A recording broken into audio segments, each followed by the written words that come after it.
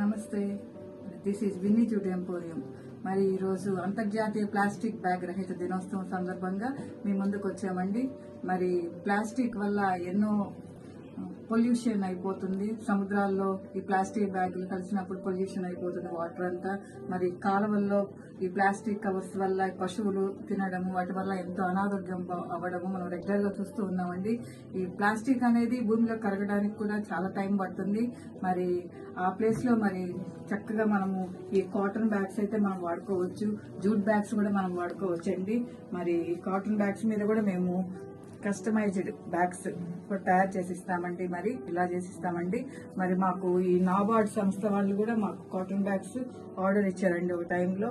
మరి ఏ ప్రింట్ కావాలన్నా కూడా మేము చేసి ఇస్తామండి. సేవ్ ఎర్త్ అని కూడా మేము ఒక ఆర్డర్ వచ్చిందండి, చేసామండి.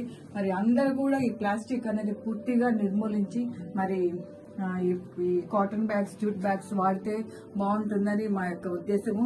మరి విన్నీ జూట్ ఎంపోరియం యొక్క ముఖ్య ఉద్దేశం కూడా యాంటీ ప్లాస్టిక్ అండి. మరి ఈ రోజు మాకు ఈ అంతర్జాతీయ ప్లాస్టిక్ బ్యాగ్ రహిత దినోత్సవం సందర్భంగా ఎవరైతే మా షాప్ని దర్శించిన వాళ్ళందరికీ కూడా మేము ఒక్కొక్క కాటన్ బ్యాగ్ ఫ్రీగా అందిస్తున్నామండి.